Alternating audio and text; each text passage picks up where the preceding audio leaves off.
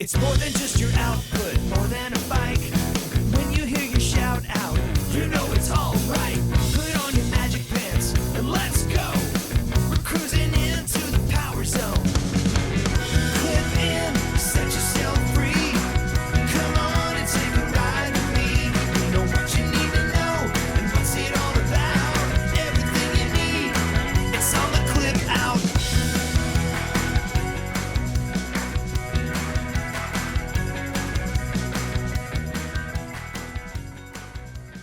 Welcome to the Clip Out Podcast, episode 319. This is Crystal O'Keefe. And this is Tom O'Keefe. Hi. Hello. I'm grumpy. I know you are.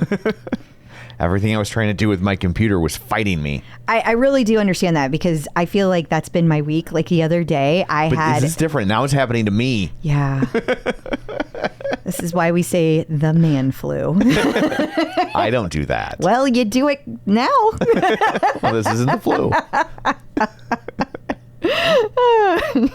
Hi. But I did get my hepatitis vaccine today, which Number two. I found out today it's a 3-part vaccine. That's kind of annoying. I think the last one is, I'm going to skip it. That's where they put the microchip in you. Oh, boy. Is that when you have to get like after a certain age, or is that just boys or what? I'm pretty sure it's not just boys. Well, my doctor hasn't said anything. Because hepatitis is what took out my mother. Oh, that's fair. Yeah. I just don't understand when does this arrive in my life? I want to say she got it in a restaurant. Yeah. Like, I need to be clear. Yeah, that's fair. I don't want people thinking my mom was sharing needles or a sex worker or something. Your mom, it sucks because your mom did like nothing risky. No, not one thing. Yeah. And she got it when she was very young, and then it took its toll as she aged. But like she beat it back in the day, and then it took her But anyway, not trying to bring everybody down. So, but I do know that it affects women, and because Pamela Anderson had it. Well, so, my larger point is, when am I going to have to deal with this? I have no idea. Because my doctor said nothing to me about it. I don't know if it's an age thing or if they just started pushing it. I have no idea. But I'm like, when they're like, do you want a vaccine? I'm like, sure. Why not? It's free. Add to my collection. Yeah, like I'll take all the vaccines. Why not? So I ain't scared. So I did that. So I'll remember that in the morning when I go to take a shower and I realize ow. I still have a Band-Aid on. How about that? Well, at least it didn't hurt. But I got a Kermit one. So yay! That's good. Kermie's your favorite. And a lollipop. So what, pray tell, do you have in store for people this week? It's a little different this week. It is a little different There's this no week. Dr. Jen, no Angelo. Yeah, okay, so I guess we should start there. Yes. There's no Dr. Jen and there's no Angelo because we are already going to have a very long episode. Yeah. So what we did is we have a interview that we did with Susie Chan. She's our interview for the week. And then we did a second interview, but this one was all about Peloton on Tour. We had boots on the ground, Melody Baltazar, and so she was there for everything. Yes. And she talks us through every detail. In great detail. So when we're done with the news, the first segment will be an in-depth look of what the first stop of Peloton on Tour and was that like. way, whenever you're thinking about like other events that are coming up, whether or not it makes sense to do, you're going to have a lot more details to go on. Absolutely. So we have all of that, but we also have the new Atlanta tour lineup we're going to go over. And then there's just a ton of Peloton news. There's all the things. So we're going to talk about all of the things. Yes. Got an instructor with laryngitis. Yeah, we do. Jess King, maternity leave. We got to talk about that. They're doing lots of things, though. There's lots of stuff happening. Not to mention, we also have, and in case you missed it, we have a bunch of stuff to talk about for the artist series, and we have birthdays. Actually, we don't have birthdays because it's July. So get ready because all the Leos are coming. There's a parade of Leos. If you want your child to grow up to be a Peloton instructor, my best advice to you is to, whatever 10 months ago was, don't do it then. Because there's something about that that makes you not be a Peloton instructor. Seems like Christmas is a good time for the Leo babies, you know? Yeah. So anyway. People are hopped up on eggnog, getting their stockings stuffed. how I got here. I'm a Leo. There you go. So before we get to all that shameless plugs, don't forget we're available on Apple Podcasts, Spotify, iHeart, TuneIn, wherever you find a podcast. You can find us. While you're there, be sure and follow us so you never miss an episode. Maybe leave us a review. That's super helpful for the people that come along after you. You can also... Can I stop you for a second? Okay, Horshack. I just wanted to say that there have been a lot of people that have been leaving reviews, but they've been star reviews, not word reviews. And I just want to say we see you and we thank you for that. Like, that is so kind of you to do. Absolutely. So we don't get to read those, obviously. Right, because there's nothing to read. But we appreciate them. So thank you. Yes. And so where was that? Oh, yeah, Facebook. You can find us on Facebook, facebook.com/theclipout. While you're there, like the page, join the group. You can find us on Patreon if you like ad-free episodes. Patreon.com/theclipout, where you can pay a little bit of money. You get ad-free episodes. If we get them early, you get them early. We record bonus content. We just released an episode a few days ago talking about just all the different kind of behind-the-scenes changes and things that go into an episode. We spent about 30 minutes or so talking about that. Man, that is a popular episode. Yeah. People are really excited about that one. Yeah, so you can also watch all of these episodes on YouTube at youtube.com/theclipout. And then finally, don't forget, we throw a lot of links at you every week. We're trying to figure out how to keep up with those. You can sign up for those at our website, theclipout.com. So there's all of that. Let's dig in, shall we? We shall. Clip out. So Peloton On Tour had its first official stop in Los Angeles, and we have a nice article here, courtesy of Nikki Smith. One of our helper bees. One of our helper bees. Helper bee Nikki. And all sorts of stuff. And so you can go read that if you want. But we also spoke to someone who was actually there, experiencing things firsthand. And so rather than kind of recap our article, because it's based on things she told us mostly, so we figure we would just play the interview and you could check that out. So without further ado, here is our interview all about Peloton On Tour, so you can figure out what to expect if you're debating whether or not you want to go to one of the other stops. Joining us today via the magic of a Zoom tube is Melody Baltazar, and she went to the first stop of Peloton On Tour, and she's going to tell us all about it. Yes, tell us all about it. Welcome. I can't wait to hear. Okay, so let's see. Let's start with you just laying out the events that happened versus what you got to go to. So Peloton had events every single day. I know on Thursday, as my work computer attacks me, on Thursday they had a meet and greet with instructors. It was running every half hour from 12 to 5, 20 people per. So it was very, very small, very intimate. It was actually quite nice. There was something else that evening. I believe it was the Leaderboard Awards, but I am not certain. It was not anything public. Yeah. So it was definitely an invite-only situation there. Thursday morning, they did walk and talks with instructors. It was 35 people and 2 instructors. Apparently, you didn't know what instructor you got until pretty much day of. And then in the afternoon, they went out to UCLA. That was not something that they announced until, I think, the day or so before. Yeah. And it was unticketed. You just showed up, and it was going to be a workout class. But like I said, we didn't know that earlier on. So that was Thursday, Friday, Saturday. There were class tapings. They taped some classes for on demand. Every instructor, I believe, did a class, although I think some doubled up. They only had 20 spots for those as well.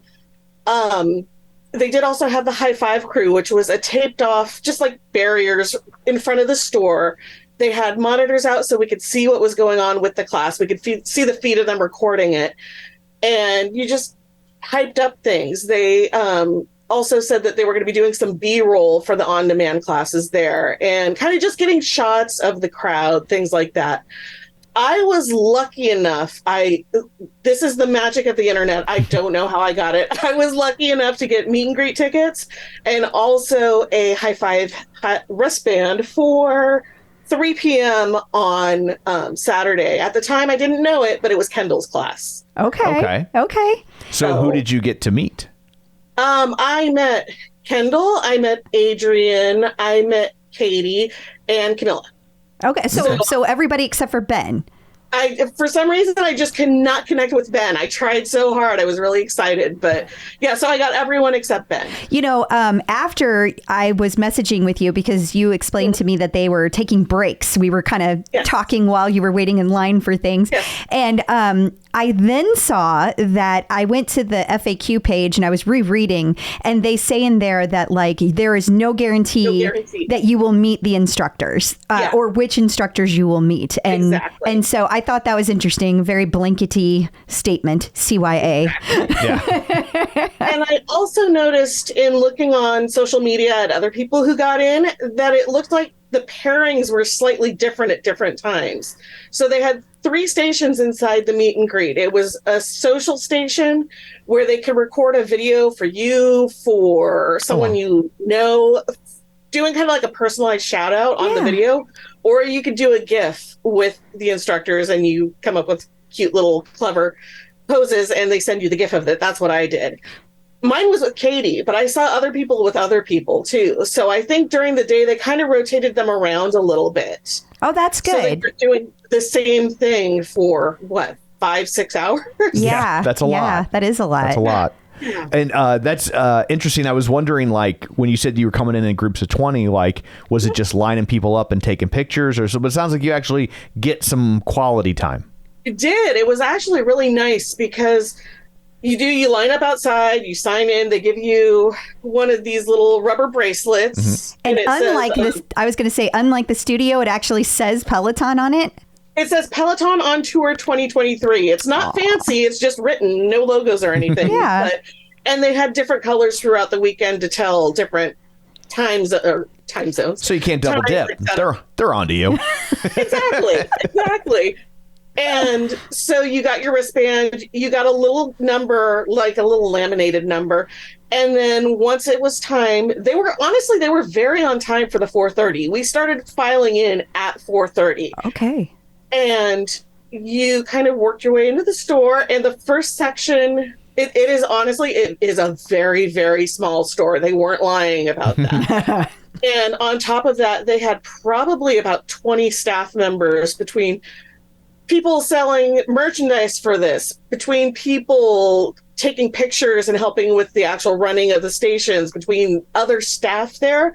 So there were 20 of us, the people who bought tickets, but there were at least 20 of them and the instructors. So it was a little warm, but that was the only real knock I had on it. They actually organized it pretty darn well. So I went into the first station and it was just a backdrop and a table that had a chair for you to put your stuff on, which was lovely. And my first one was Katie. And Katie is an absolute gem. I've not had a lot of time to interact with her yet because I haven't had a chance to row too much.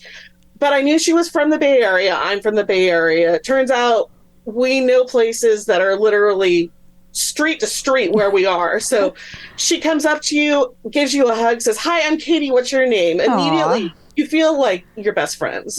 She was so just genuine. I loved her so much. Then the other nice thing about being lost, I don't know if other people felt this way, but I didn't feel rushed. I did. I got probably a 5-minute chat with her. Some of it is also because Kendall and Adrian were the next station. They were a little backed up, so I couldn't move forward. So I just kept chatting with Katie. Didn't mind at all either. But then the next one came up. That one was the photo booth. They had it set up so that it was a backdrop. It was 2 parts of a backdrop. And they had signs and things. They had hashtag signs on the foam boards for every crew, for every instructor that was there. The giant faces, giant Peloton logos, things like that. No one was really using that though, not here at least. And you got a picture. You first got a Polaroid with the instructors. Mine were Kendall and Adrian. And then they took a photo with your phone, whatever it is. I walked up, and the first thing that happened is Adrian hugged me, and my world stopped. Amazing. And then I got a hug from Kendall, also introduced myself. We chatted about things I mentioned where I was from. It turns out Kendall's dad is from the same city. We got riffing on that. And just chatting, got our Polaroids taken, moved over slightly to the second half of the backdrops, and then took the photo with my phone and just got chatting. And I just kind of was talking with him, and I asked Adrian how his arm was doing, and he said, great, and starts moving his arms around, and Kendall's saying, calm down, don't get excited. But we got talking about an issue I have with my own arm. He gave me advice on what to do to help fix it, and looked at me and opened his arms and gave me another hug. And it was amazing to me, because I've met celebrities before. I've met a lot of hockey players from the NHL, things like that. Peloton instructors are so sweet and so down to earth. I really was hoping that they would be like they are on screen, and they really were. It was very, very nice and refreshing. Said bye to Adrian and Kendall after I picked myself up off the floor and moved on. The final station was an intention setting station. And there was a table there with cards, blank cards. They said Los Angeles on it. Now, actually, I have mine right here. So it's just a little card that you can write your own intention on. And I met Camilla. We started talking, and I couldn't figure out what my intention was. And we were just talking about things. She had given me a shout out for my 1100th ride. And I said, oh my gosh, I wish I need to be more consistent on my bike. And she says, there it is. There's your intention. You need to be more consistent. So she said, I said, I like that I'm always there watching you, and you're really encouraging me. She says, no, I'm watching you too. And so on my card, it says consistency on the bike is what I'm wanting to do. And she wrote, I'm watching you, and signed it for me. So everyone got a signed intention card, and then we left. After that, we got a little wooden Peloton On Tour magnetic frame for our Polaroid. Polaroid, thank you. It's got for people that are listening, it's got kind of a hole cut out so it can frame your Polaroid on your fridge. Yep. Just real quick, when you met Katie, were you allowed to take a picture with her too, or was it only in the photo station area? Good question. I think I could have if I wanted to. I didn't think of it. And also I figured I got a GIF, so I can always pause it. Yeah, that's kind of a picture. Yeah, for sure. Yeah. Totally. Yeah, so I think that's probably why they didn't necessarily scream at you, hey, you want a picture? Yeah, don't forget. Yeah, totally. And I was just enjoying talking to her too much. I wanted that more than anything. For sure, yeah. Yeah, so when we left, we got the photo frame. We got a sticker that says Peloton On Tour 2023 Los Angeles. Nice. And a postcard that literally looks like the website image. Peloton On Tour 2023. Yeah. Live from Los Angeles with a palm tree and a Peloton logo on the back. And we were off. That was event 1. I did not get tickets to the walk. I heard from a lot of people that all they did is they met at the store and then they walked out to the beach and back, because the store is in a mall. It's an outdoor mall, but it is in a mall. So it wasn't like you could see the ocean or anything from the store. It's just kind of a store in a mall with normal things around you. Well, normal for us. There was a Louis Vuitton down this edge there, but a Rolex store, everywhere that I always go. But that afternoon, they decided to go out to Bruins Plaza. I think they were trying to get more people involved than got tickets, because the ticket numbers were so small just because space limitations. Right. And they said, come out to Bruins Plaza, be ready to sweat. And it turns out they did a small workout class there. I did not go. I saw everything online from what I could tell. It doesn't look like it was very well attended, but it was also at 2 p.m. on a Friday in Los Angeles. Right. So I know for me to get there from Santa Monica could have taken up to an hour. And I wasn't ready to commit to that, especially knowing that I was going again the next day. I don't know what they did that evening. I'm not certain. I don't even know if they did anything. And then Saturday was the classes. They started pretty early in the morning. I stayed away just because I was trying to pack up my room and get ready to leave, as well as do everything else. When I got there at probably about 1:45, and Camilla was doing her bike ride. there were not many people in the High Five crew. I was surprised. There were maybe only 20 people there. They had a lot of space. They could have fit easily double that. So it was also extremely humid that day, which is not super, super common for that area. So it might be that a lot of the locals were saying it's too humid, I'm out. Especially if they got to meet her the day before. They're like, we're exactly. good. Yeah. I've also found that people in big cities like New York, LA, Chicago, they're jaded and they see famous people all the time. So it's not a draw. Like I was telling the story to somebody the other day. Was it you? I think it was me. My club days, I actually did a Bruce Willis show. His band came and played the club I worked at, and they had played Chicago the night before, and they were like, hopefully you sold better. We did like 200 people last night. We had sold like 1,600 tickets, and probably we're going to have 2,000 people in the club. And he was like, what? And I was like, you were in Chicago last night. Like they get famous people all the time. You're in St. Louis now. Like it's a big damn deal here. It's a whole different world, man. Exactly. It was actually quite interesting because they let me into the High Five crew for 120, even though I didn't have tickets. Oh. There was space. Yeah. I also talked with a lot of the staff on Thursday, and they were so excited to hear that I was coming to more events. So I ran into several of the people that I'd seen on Thursday. Said, come on in, come in, let me get you a wristband, come in.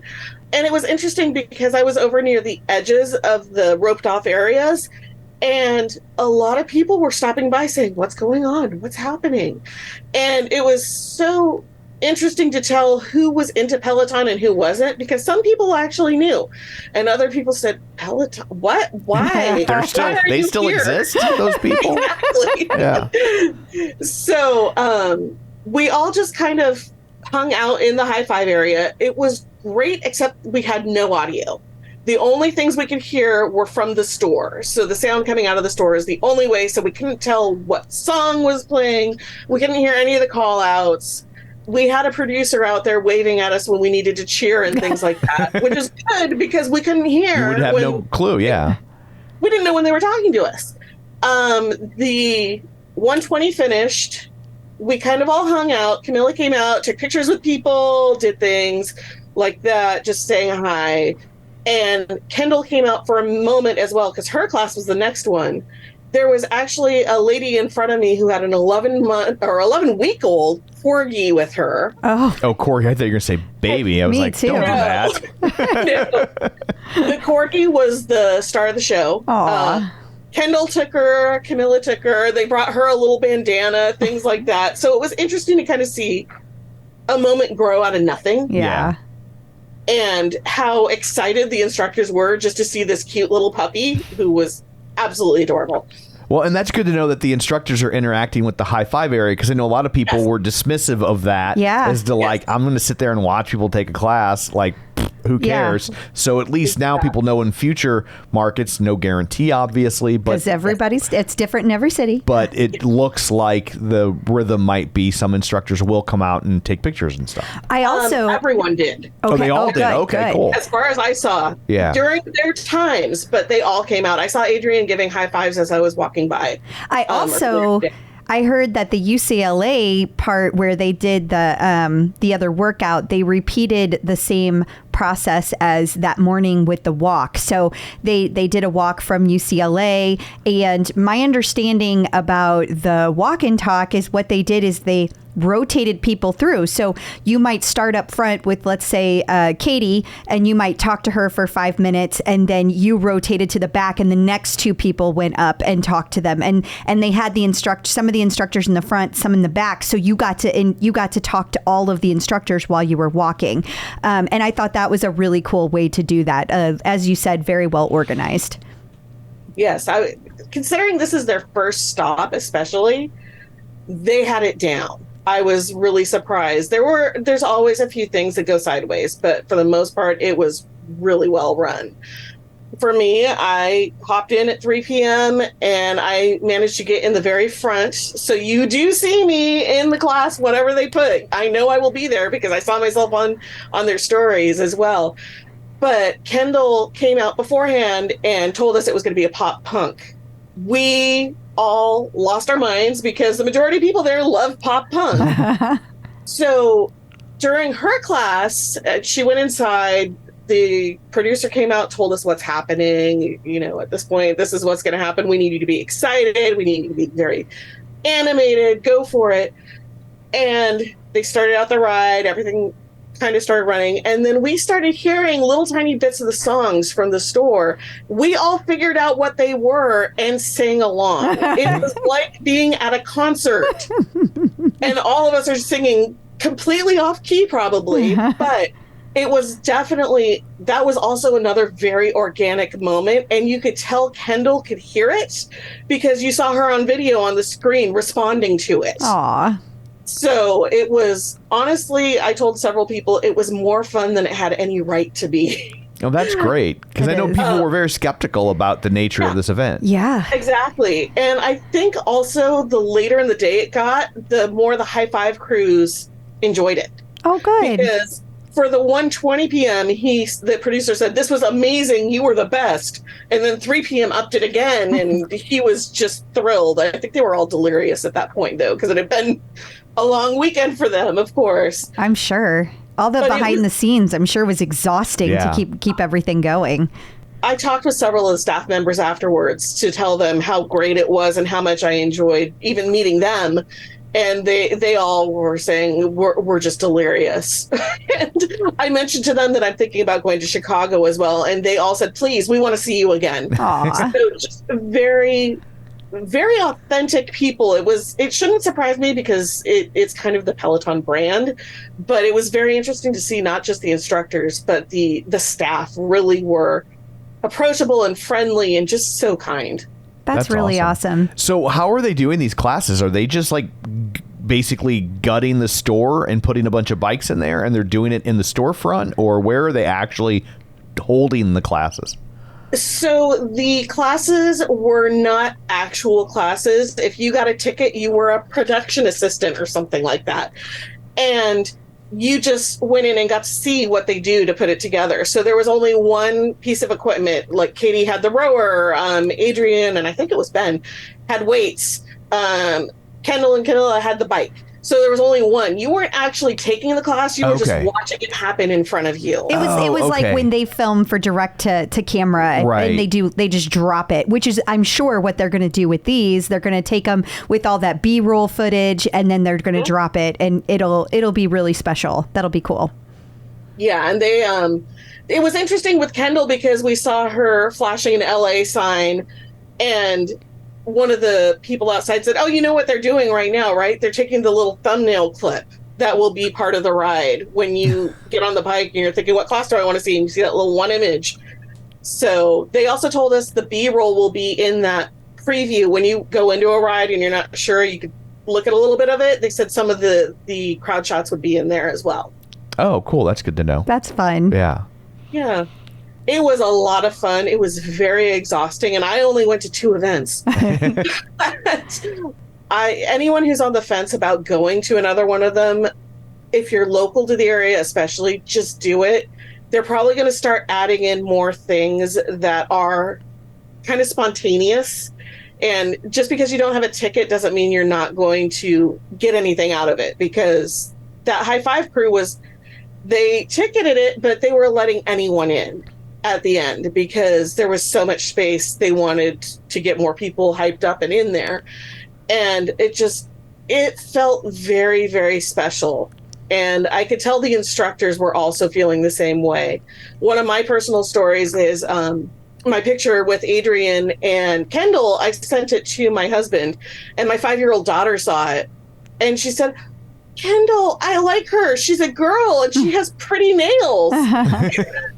Wisdom of 5-year-olds. And I told Kendall that on Saturday, and I have a picture of Kendall showing her nails to me so I could send it to my daughter. Aw, that's so sweet. Just things like that is not things that you're going to find anywhere else, really. And it's nice that they're spreading the love from not just New York and London, but across. I know it's very limited, but at least more cities are getting to see some of these people.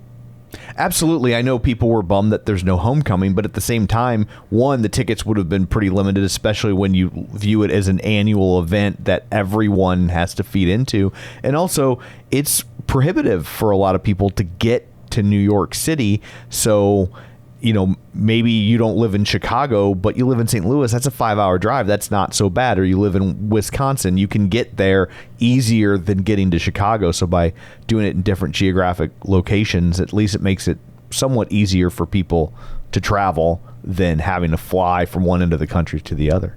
I drove 6 hours to get there, and I would do it again in a heartbeat. That's because California is really long. Yes. It's like that.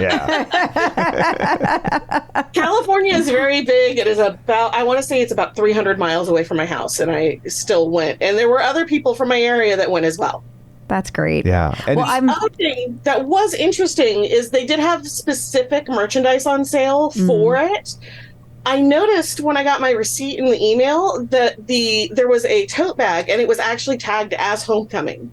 So I'm wondering if things had changed at some point, or I don't know. But it was they just rebranded. They rebranded Homecoming to this, so I'm sure they just used the stuff they already had in the system. But it's funny that they didn't reclassify it for their inventory purposes. Yeah, especially front facing. But I think that they're probably, because they're going to do those tote bags and things like that for each city, that would be so many SKUs to put in the system. Like it's not, I don't know how helpful that is. It would only be one, because I noticed they're all saying Peloton On Tour 2023.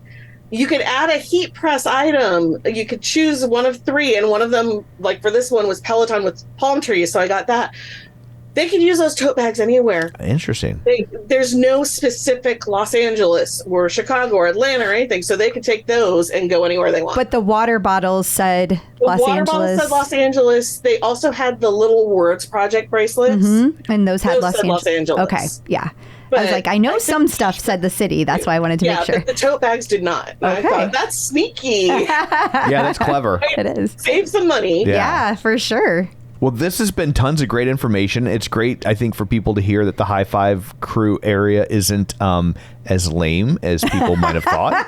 Yeah, that's good. I get to say stuff like that. It sounded lame, and a lot of people were giving it side eye. And it's great to hear that it wasn't lame, and that it was another way to maybe meet some instructors that you didn't get to meet in the other part. If you couldn't get tickets at all to that maybe you still got a shot at meeting some instructors. No guarantees. We only have one under our belt, but so far 100% of them have done that.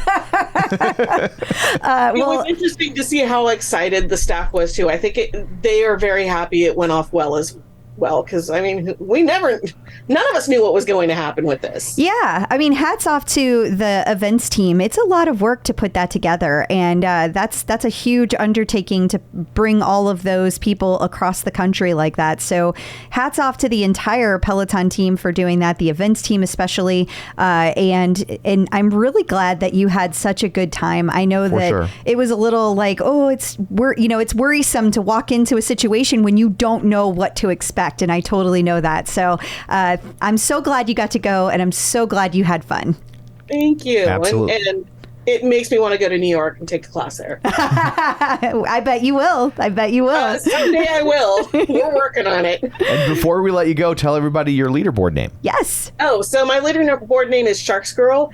SHARXGRRL. You will know it's me because I have a tattoo on my arm that is blurring out. It is watercolor Rebel logo from Star Wars. So you see that? It is me. Awesome. Yeah, let people know if they're watching on YouTube, it's blurring out because of your background. People are going to be like, what the hell did she have tattooed on her arm? Yeah, we did not blur it out. That was her background, not us. My office is terribly messy. No one needs to see that.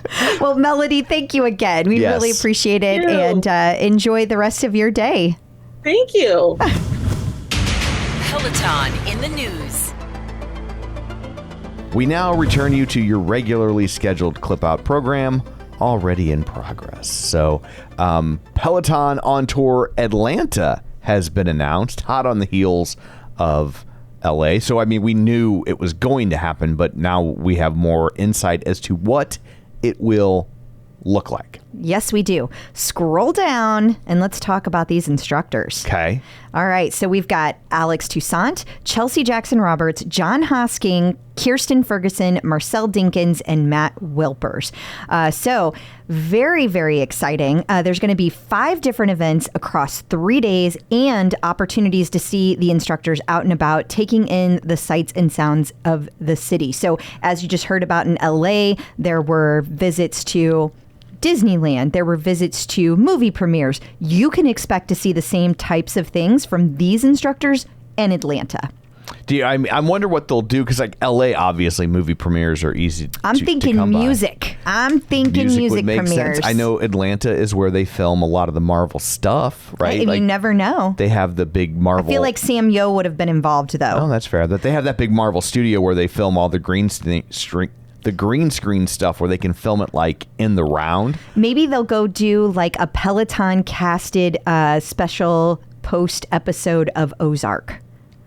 Oh yeah, because even though Ozark's set in Missouri, it was filmed in Atlanta. It was filmed in Atlanta. Yeah. But they film tons of stuff there. They do. I know Walking Dead was filmed there, things like that. Yeah, so. and I was also thinking, there might be some music, like visits to special music events. Right. I was also thinking that Paperboy artist series. Wouldn't that be cool? And there's a lot of sports fans in this particular group of instructors. Maybe they will go see a sports game of some kind. Yes, sports games are very popular with the sports games enthusiasts. So I feel like they're doing a really good job of mixing instructors.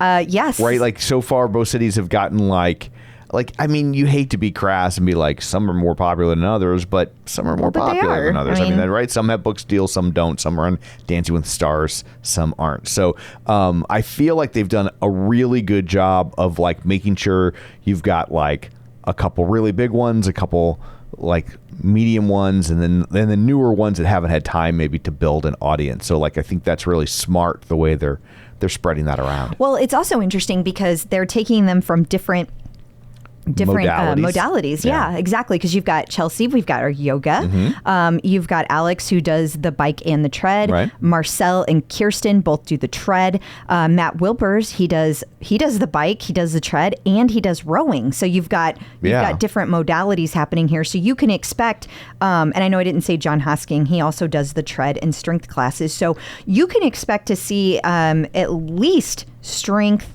I would say a yoga class filmed. I would say a couple of bike classes filmed. Like there's a good variety of classes. And based on our interview, it sounds like if you're on the fence or if you wanted to go but you didn't get tickets, it sounds like the High Five Crew is the way to go. Mm-hmm. Like it sounds like the instructors, at least based on our first stop, so we have a sample set of 1, but they seem to be very interactive, coming out, taking pictures with people in the High Five Crew. So it's not as silly as people might have thought. Well, and I also would like to point out that, there are more events happening in Atlanta over the 3 days. Right. But also there's going to be more room for each of those events because the first one was the smallest. Right. And we knew that. Right. So you can expect, like there were only 320 tickets that went on sale across all events for the Santa Monica. So there's going to be more. I don't know how many more until tomorrow. Right. By the time you guys hear this, they'll already be on sale and they'll be sold out. It will be a completely moot point. But so if it is sold out, don't discount the High Five Crew. Exactly. Yes. Peloton announced an official partnership with Liverpool FC. Football club. I know. I think, and again, I'm not a sports game enthusiast. Really? As has been noted multiple times. But I think how soccer teams name themselves is the stupidest thing I've ever seen in my life. Oh, good. It's so dumb. It is so dumb. And this isn't a shot. I know like Americans are kind of like, it's soccer and that's not a real thing. I'm not even doing that. I just think it's dumb. City and then the initials of the game we play. Get a mascot, something. Like it's just so, and like now, like St. Louis got an MLS team, and then they're doing the same thing. It's and then they call it City. I know. I'm for like City, and I was like, all I can think about is like when my dad was out of work and he just drank beer. Remember the white can that just said beer and Helvetica on it in black ink? Beer. Like that's like no, I don't. That's, listen, we may not have had money, but my dad had his brand name beer. Gotta have priorities. Exactly. So my dad used to drink Stag. I used to always joke that my dad used to drink Stag till he got a job. But yeah, or like in Repo Man where they ate food and it was just a white can that said food on it. So anyway, that's my pet peeve about football/soccer teams. Your names are lazy and they suck and you need to change it. Okay, now that we've got that out of the way. Yes. So I'm actually really excited about this. I think this is really cool because it's the first big pairing we've seen in the UK. Right, for sure. And so I think the fact that they are the first digital fitness partner is a big deal. And I'm hoping we're going to see some players come into the London studio and do some visits. And I think it'll be really, really fun and get people super, super excited. I mean, you guys know I could care less about sports. I don't care. But I love the fact that people who do love sports are going to have something to cheer about. And it makes people feel like it's really smart. Liverpool is now going to be part of Peloton. Because remember when Cody was dancing on the stars and everybody voted for Cody? Cody could have been the worst dancer on there. He wasn't. That's not what I'm saying. But he theoretically he could have. We all still would have voted for him because that's what kind of community we are. And now we're going to be sitting at home cheering on for Liverpool. Liverpudlians. Because we don't even care, but that's the kind of community we are. So this was smart across the board. I love this. Well, I love it so much. I would root for Liverpool anyway just because of the Beatles. I get that. Yeah. I get that. Yeah. Well, go Liverpool. So we were talking about Peloton on Tour a lot this episode. Don't worry, we won't bog you down with more stuff you've already heard. But the Live from LA classes premiered on the 18th if you want to check them out. Yeah, several of them. They're all pretty short, so they're really good quick hits for you to get a little taste of what happened in LA and feel like you were part of the action. So that's a really nice way to do that. Lanebreak classes are appearing in people's on-demand libraries. Yeah, we all thought this was really, really fascinating. You go to the bike, and now there are Lanebreak classes that are coming up as your suggestions. Okay. So the other interesting thing is that that you cannot add them to your stack. So some people are real salty about that. Right. Salty stacks. That's just potato chips. Yes. It's just Ruffles. No, wait, what are Pringles? Pringles. Or Lay's. Okay. I prefer Lay's. Also true about potato chips. Go on. So anyway, I can't help but wonder if there will be a way to add it to your stack later. Gotcha. I just think that's interesting. But they're there now. Lanebreak is there now. Yeah, it's nice to see that they're pushing on people. I think they're seeing that there are probably a class of people that think it's silly and don't want to try it. So they're probably trying to entice people because they're seeing when people do try it, like you love it. Oh my God, it's so great. I think people are really missing out if they're not doing the Lanebreak. It's maybe the second best thing you ever found on the internet. What? Nothing. I was thinking I'd be the first. I was trying to keep in my giggle. Now I'm second guessing that. Now it's out there. Peloton has relaunched its official hotel finder. Yeah. This is cool because now you can do searching for a specific hotel. So before you could just go to a city, search for hotels. And just browse. Yeah. But now you can be like, oh, is the Hilton I'm staying at or the Westin I'm staying at, does it have a Peloton? Oh, okay. Very nice. I'm sure that will come in very handy, especially if you're traveling for work, you don't always get a lot of choices of where you're going to stay. So now if if you can't pick a hotel based on whether or not it has Peloton, it's easier to at least go find out if where you were forced to stay has a Peloton. Spoiler alert, Motel 8 does not have a Peloton. That is true. It does not. Or Motel 6, Super 8. I get them mixed up. Also, make sure you take your correct bike shoes with you because they don't have Delta cleats. So they usually have toe cages or SPD pedals. Oh, got to get a little penicillin, clear that right up. You do. And keep in mind that because of the seat post recall, not all hotels have a working Peloton. So you might want to double check that. For sure. people were loving Prime Video on their bikes and treads, so it's gone. Yeah. A lot of times with beta testing, It's a beta test. they come and go. Calm They down. come and go. It'll be People okay. just lost their shit Yes. over this one. I find it hard to believe that they're selling Peloton stuff on Amazon, but that they won't work out some sort of licensing deal with Amazon for Prime Video, right? Like that seems counterintuitive. So my guess is it's a bug, or they had limited room and they wanted to try something else, or they're about to license it, but they had to pull it down until it's finalized. It's something like that. Like, everybody loved it too much. Why would you put something out there that people love and then be like, just kidding? Yeah, for sure. I'm pretty sure it's going to be back. So we all need to calm down. Okay. You'll just have to watch Handmaid's Tale on your couch. Or is that Hulu? I think that's Hulu. That's Hulu. You'll just have to watch The Marvelous Mrs. Maisel on your couch. Well, what? I was just thinking Handmaid's Tale. I can't even finish that. Like, I loved that show, and now I'm just like... I know, it feels like a slog now. It does. Yeah. They ruined it. Yeah, it just kind of went off the rails. It did. Yeah. It got real weird. They needed to wrap that up sooner than they did. Yeah.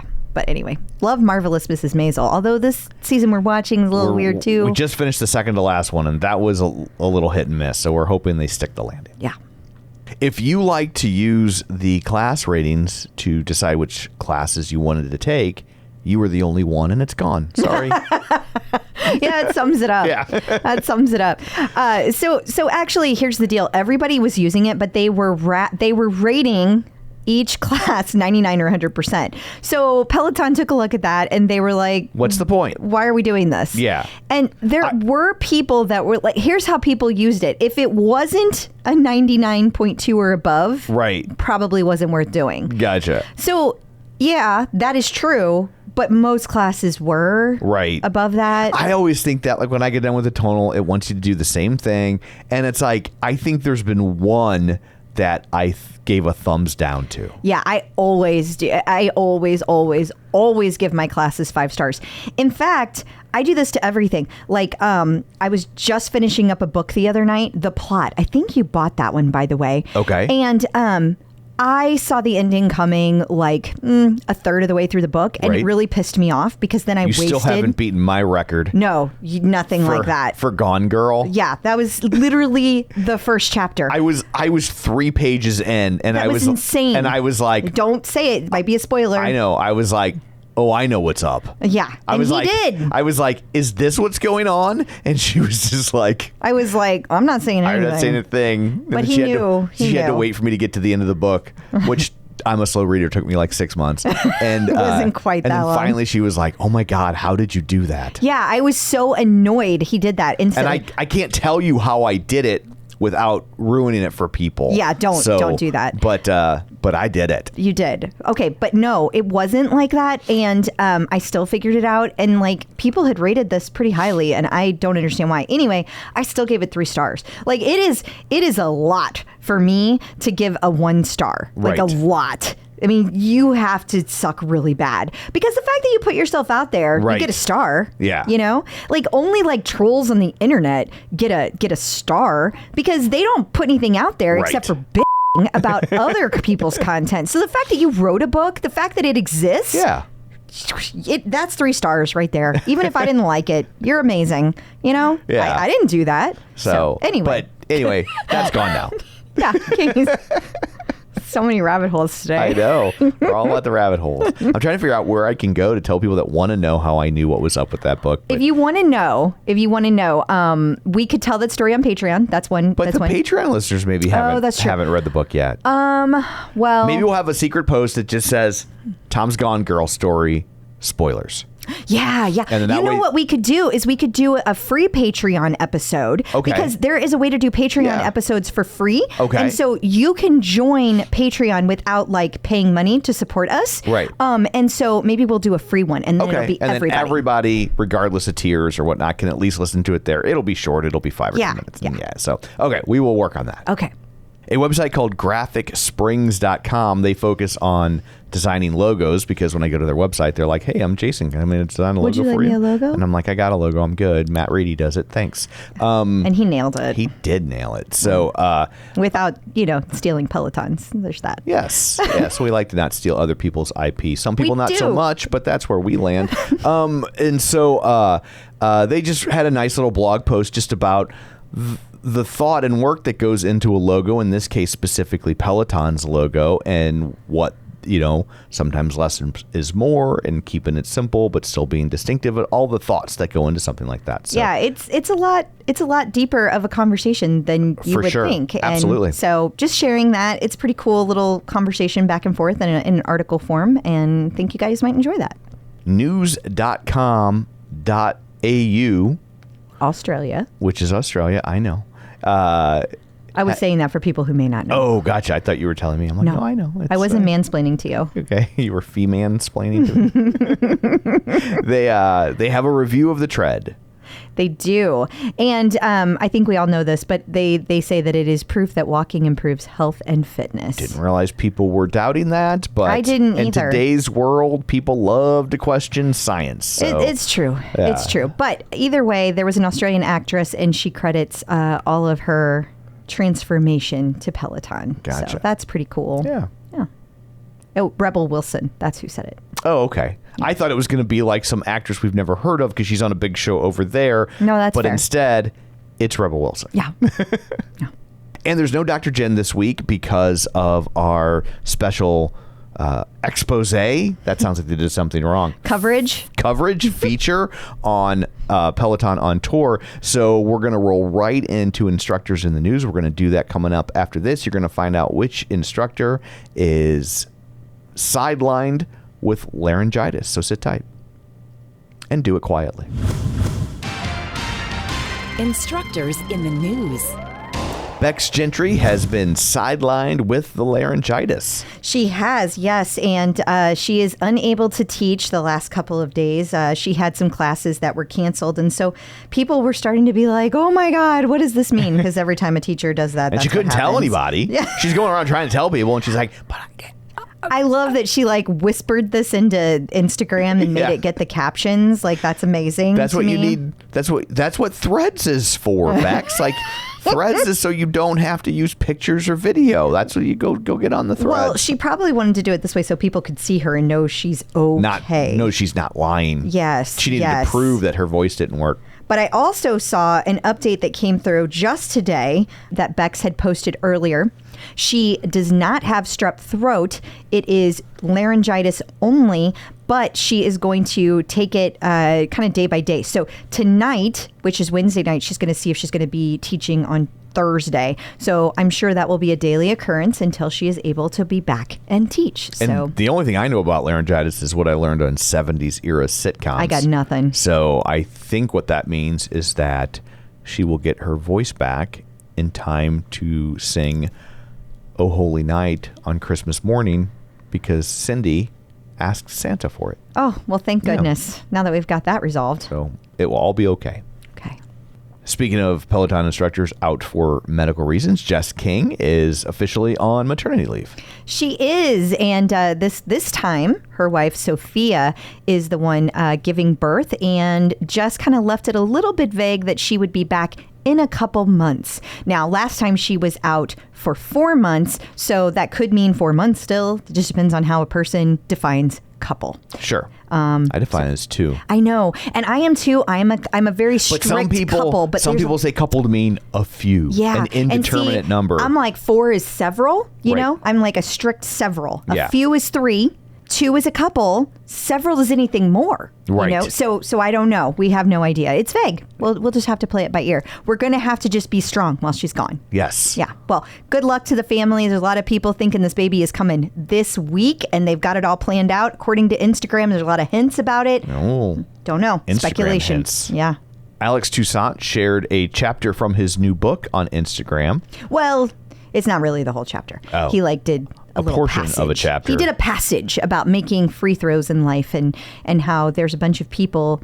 There's a lot of free throws we get. But can I just say that? Okay, let me say, I think that people are really looking forward to this book coming out in the fall. We're going to see a lot more of this from the other instructors that are going to be releasing books also in the fall. And now that that's done, can we talk about these slippers? They steal the scene.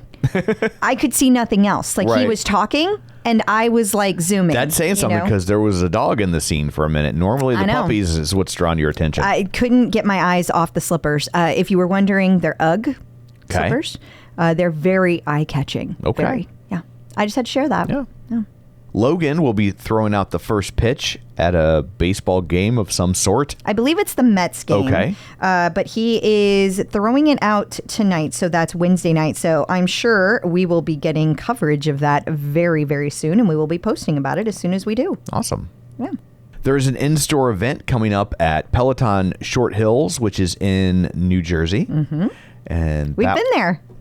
Did we go to that one? I think so. In New Jersey? Maybe not. No. Okay. I went to the Secret Stash in New Jersey. Yeah. I guess I just thought about it. Yeah. Didn't happen. So and that's coming up on July 20th. So it will, I guess, already have happened by the time you hear this. Yeah. This got posted today. I said all that in the past tense.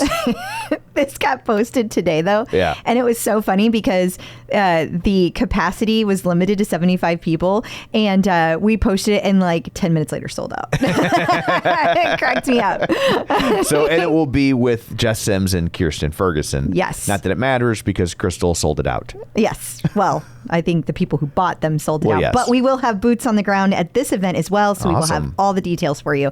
Keep a close look on our Instagram and you will be able to get all the details. Tobias Heinze announced that he is gearing up to run a 120-mile race, Trans Rockies Run. Yeah, this one takes place in the States because it's in Colorado. Right. And it takes place over 6 days.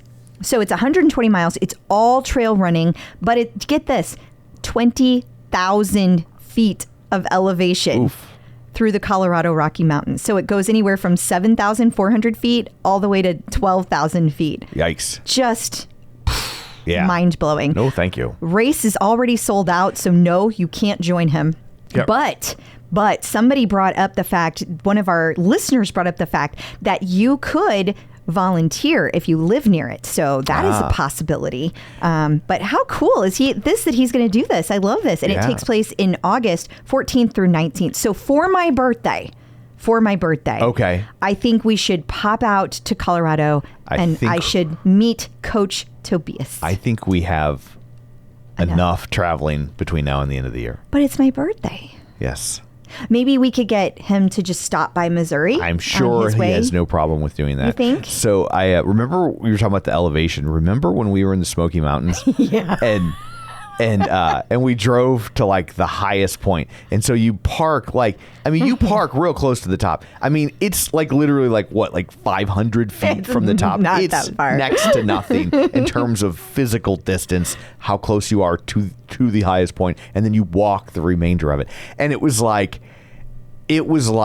getting punched in the dick to do those last 500 feet because the air was so thin. And that's the Smoky Mountains, which is nothing like the Rockies. We did experience that also when we were in the Rocky Mountains because we went on that train ride all the way up to the top. Oh, yeah. Do you remember that? The Durango and Silverton thing. Yeah. And I remember running out of the store because we were going to do a quick photo.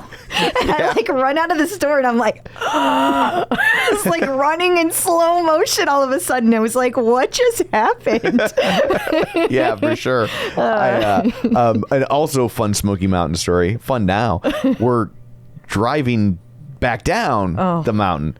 And I thought that took place in Colorado. No, that was in Colorado. No, it was for sure in the Smoky Mountains because I remember we were in our own car. Oh, that's right. And so that's right. we were going down the mountain, or if you prefer Jane's Addiction, we were coming down the mountain, and like you kept yelling at me to slow down. I didn't yell. You were by the end. I was not yelling. Not at first. And I was like, I'm like, it's fine. I got it. Slow down. Okay, I'll slow down a little bit. It's fine.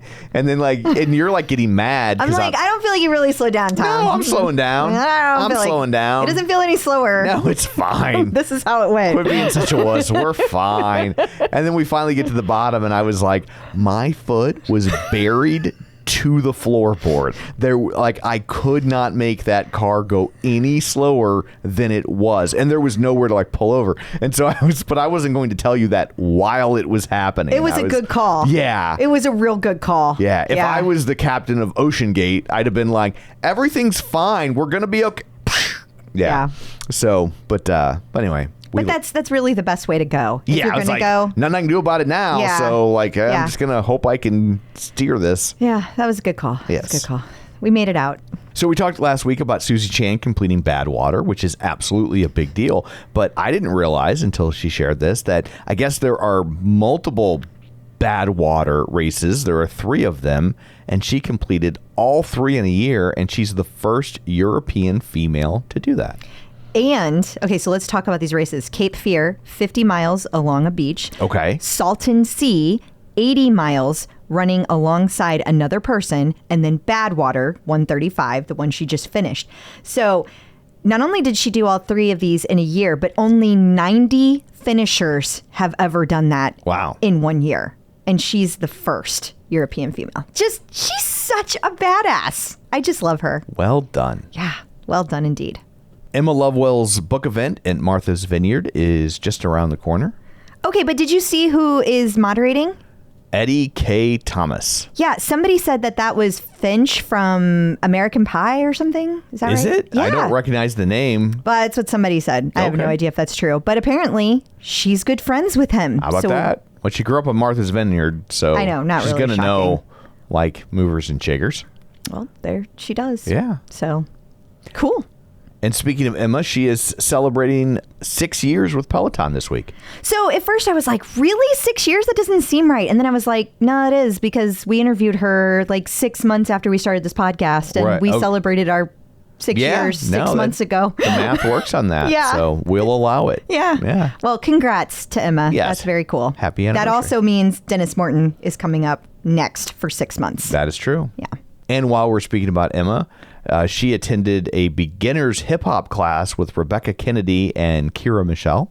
Yeah, I think I want to say that one other instructor was there too. I think it was Tunde. I think Tunde was there. Okay. So all 4 of them went to this hip hop class together, and it was beginner. And if you haven't gotten a chance to go look at their socials, you must. You absolutely must. It is hilarious. They all did amazing, but it wasn't quite as perfect as they are, whenever they're performing for their classes. Right. And it's kind of nice just to see them, struggle a little bit like the rest of us mere mortals. So they all had fun with it. It's nice. Allie Love was on Hoda and Jenna. Yeah. Is that what it's called? Yeah. I don't do the morning TV. Me either. But she was... they're all Good Morning America in my head. I know. I know, right? They all blur together. I'm like, Today Show, CBS This Morning... It's all, yeah. So, but she was spotlighting, I can't see the name. Taryn.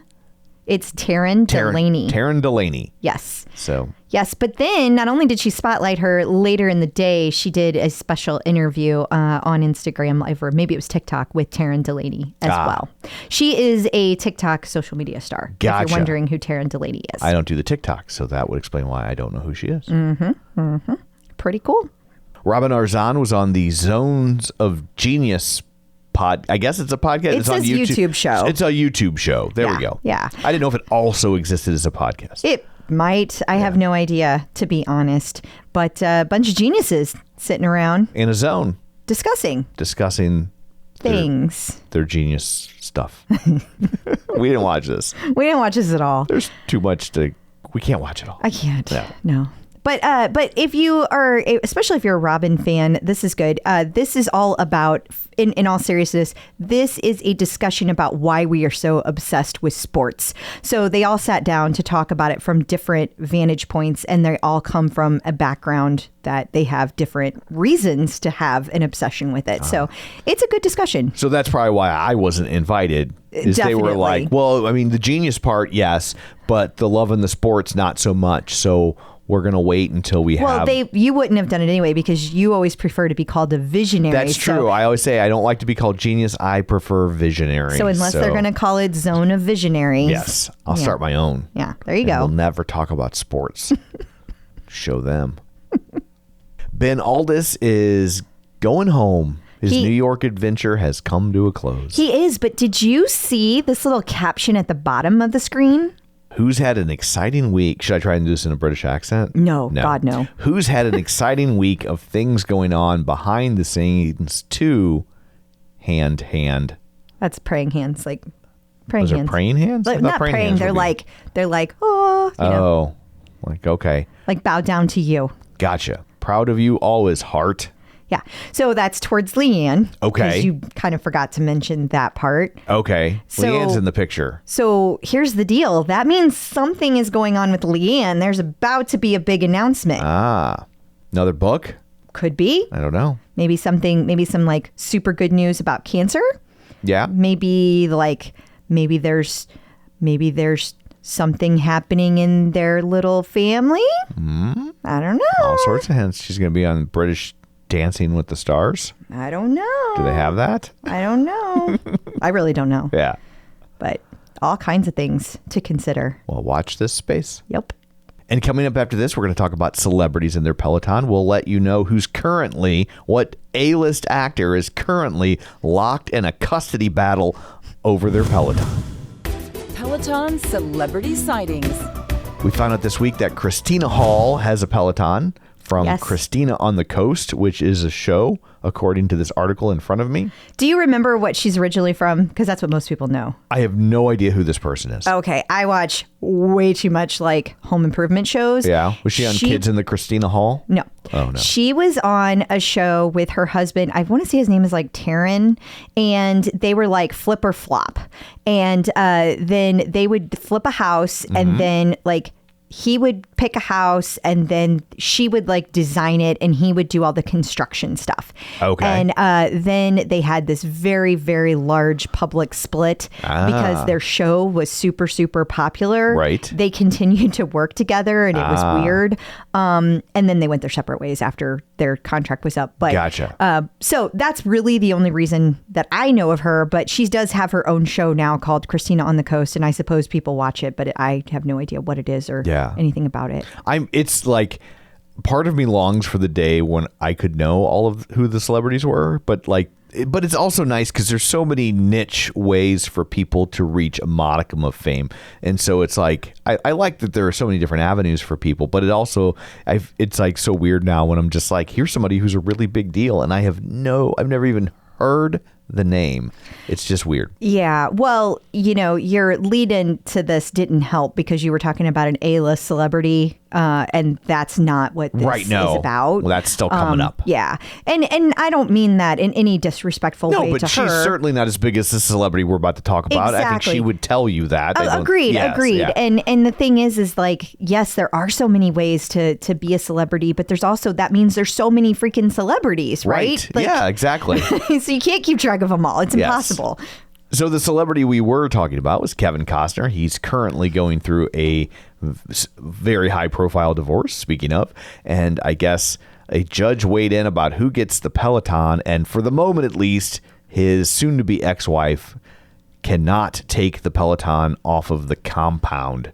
Yeah, you're rich when you have a compound. One of two things. If you have a compound, that's fair. You're either rich or you're running a cult. You're a nut job. Yeah, right. Like one of those two things is happening. In fairness, you could be a rich nut job. You could, right? They exist. Yes. Oh, do they ever? I know. But far more prevalent than they should be. Yes. Yeah. But that's because I think people think that careful. People when they get rich, they think it means that they're really smart about all things instead of whatever one thing that they're really smart at that made them rich. I have to say, not that I will ever experience this in my life, but I can understand how being that rich and successful would warp your mind, and because so you everybody around you agrees with you. Right. And you can't just say, oh, I invented this thing or I came up with this idea and I happen to get lucky, because then it means that it's all a crapshoot and you feel bad about yourself and you feel bad because you've got all this money and other people don't. So I think there are some people that sit there and start to convince themselves,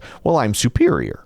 Right? I think that's true. Yeah. And then again, you have all these people around you telling you are. Right. You lose. You've got, there's no way in that kind of situation you can maintain. Well, you can't be smarter than me or you'd have more money. Right. And it's like, but that's not really how it always works. I think you just lose perspective if you're that rich. But anyway, Kevin Costner is getting divorced. And speaking of not maintaining perspective, like just buy another Peloton. Y'all can afford it. I didn't bother to read the article, but whatever this fight is about, it also shows you how dumb and petty divorces can get, because it's just like there is no version of events where either of these people couldn't go buy another Peloton. Did she did she forget her login and it's got to be that one? I have no idea. She doesn't. Well, that isn't even an excuse anymore, because now they have that little QR code for sure. But it's just funny how people can get. I remember when I was getting divorced and my dad was saying something about she's going to take this or she's going to take the furniture, and I was like, I'll buy a new couch.